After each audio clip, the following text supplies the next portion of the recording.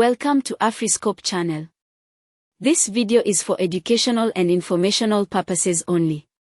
Why did the United States fail to sign a trade deal with any African country before Trump's deadline?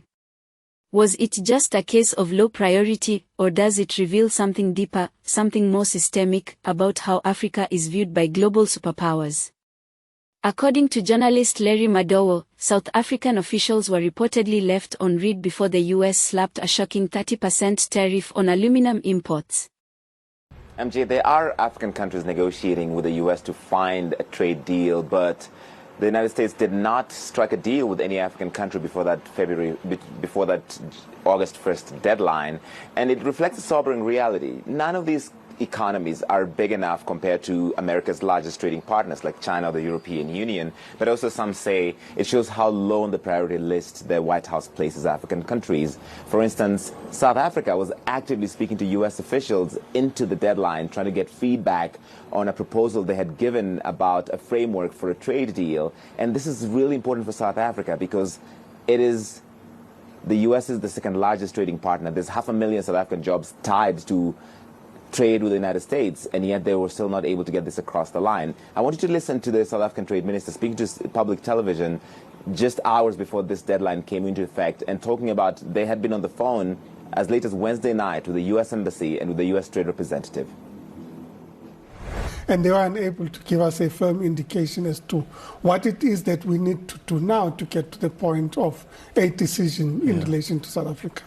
They suggested that, look, maybe present a revised offer, because we had given an offer.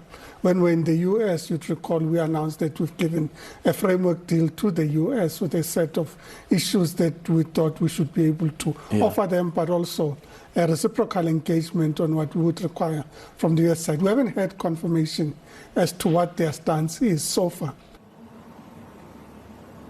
So South Africa's tariffs will be at 30%, same as Algeria and Libya. Some other African countries with which the U.S. has a trade deficit will go up to 15%, such as we have a few of those in that list, Nigeria, Angola, and others. But African countries export a lot of products, about 1,800 that are covered by this law that allows them to export into the U.S. We're talking everything from Levi's jeans to Trump-branded golf shirts, and they need to work out some kind of deal before this comes into effect. Larry Madowo in Nairobi. No African nation secured a trade agreement, not even those with strong diplomatic ties. One must ask, if Africa commands such vast natural resources and human capital, why is it still treated as dispensable on the global economic stage?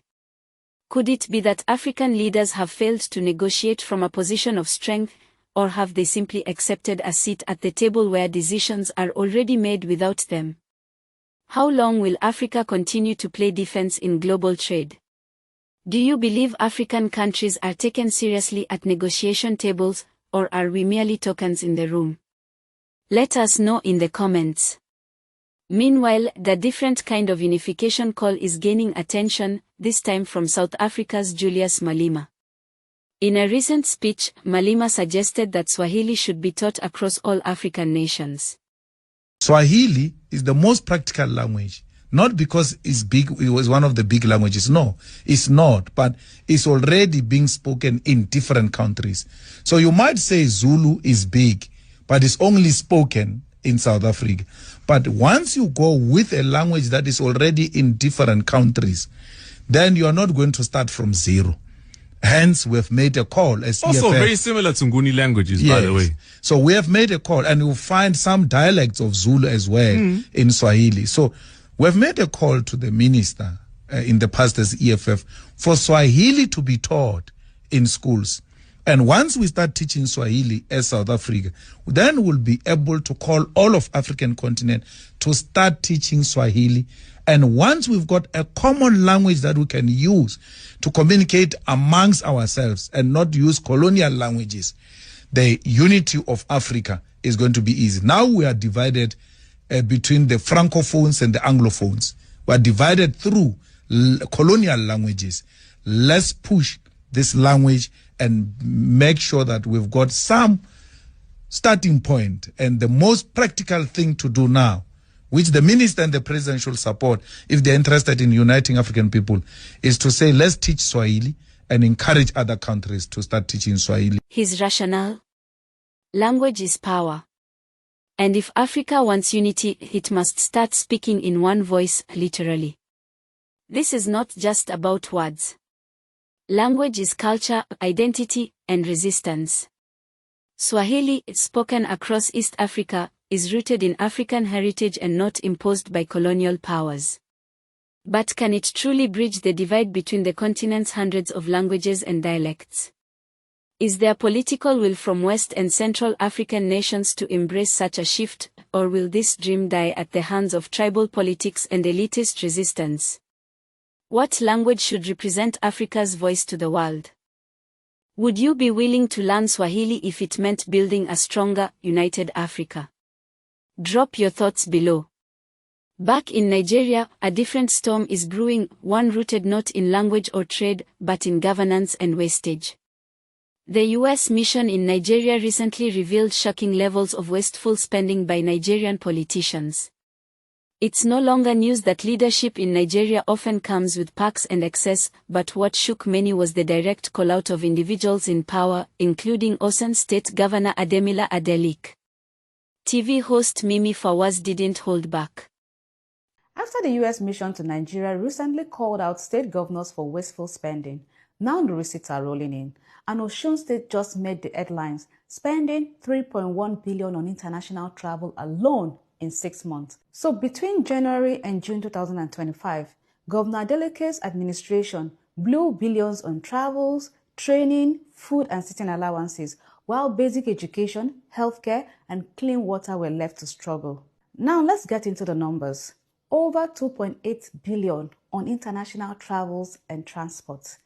$256 million on international training travel, and that is $3.1 billion in 6 months. Now here's the painful part. The Ministry of Water Resources spent over $1.2 billion, less half of what was spent on travel. The State Universal Basic Education Board got slightly over $2 billion, still below the cost of flights. The Primary Healthcare Development Board received $156 million. That's peanuts compared to what is being spent on hotels and tickets. So ask yourself, what is the priority of this government? Movement or development? Now let's analyze this like serious people. $1.6 billion was spent on food and refreshments in half a year. That's enough to fund a structured school feeding program or provide clean water to over 100 rural communities. If governance was judged by many choices, Osun would have been a Michelin star state. Not in terms of citizen welfare, but in the caloric comfort of his political class. And here comes the insult of it all. $702 million in sitting allowances. Yes, just to sit. At this point, you must ask, were they sitting to deliberate on policy or to decide what wine to pair with the $1.6 billion meal? Let's talk about the fiscal insanity. Osun State paid $12 billion in debt servicing in the same 6 months. That is almost 40% of their internally generated revenue. So, while they barely make money, they owe heavily and they spend recklessly. What is even more painful is that more money went into debt servicing than the entire budget for all tertiary institutions in the state combined. Osun State University, Polytechnic, just name it. And here is where it gets worse. This spending wasn't done in secret. Every state budget, including this reckless spending, is passed through FAG, the Federal Account Allocation Committee. That means the federal government sees it, approves it, signs off on it. Now you see why so many politicians are defecting to APC, because that is where the highest level of protection exists. Protection from accountability, from scrutiny, from justice. Governance is no longer about the people. It's about covering your tracks in a safe political zone. So we ask today for transparency. We ask for audited reports because you know why? The money is not missing. It is documented theft happening in public view. If we remain silent, they will not only defect from one party to another, they will keep defecting from responsibility, from accountability, and from the people. And Nigeria cannot afford to be on the menu. It's the truth at a time. Take care and have. She criticized the governor for flaunting luxury while hospitals remain underfunded and infrastructure continues to collapse. If leaders can spend millions on personal comforts, why are schools still without roofs? Why are roads still death traps? When will the people say enough is enough? Are Nigerian leaders truly accountable to the citizens, or are they only answerable to foreign observers like the US mission? Your voice matters, share it in the comments. Africa is at a crossroads. Whether it's global trade dismissals, continental identity struggles, or domestic leadership failures, the signs are clear: this continent must reclaim its voice. But the question is, who will lead the charge? To our community, now is the time to reflect, to speak out, and to stay awake. The future of Africa depends on the courage of its people, not the pity of outsiders. Thank you for watching. Like, share, and subscribe if you believe in the power of African voices rising together. And remember, a people who refuse to be silenced will always find their freedom.